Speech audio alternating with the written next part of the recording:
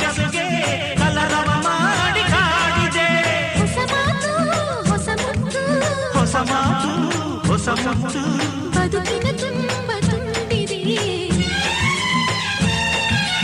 ಅಂಬರ ಚುಂಬಿತ ಅಂಬರ ಚುಂಬಿತ ಅಂಬರ ಚುಂಬಿತ ಪ್ರೇಮ ಪ್ರೇಮ ನಿರ್ಮಲ ಮನಸ್ಸಿನ ಕಾವ್ಯನಾಮ ಇದು ಕವಿಮ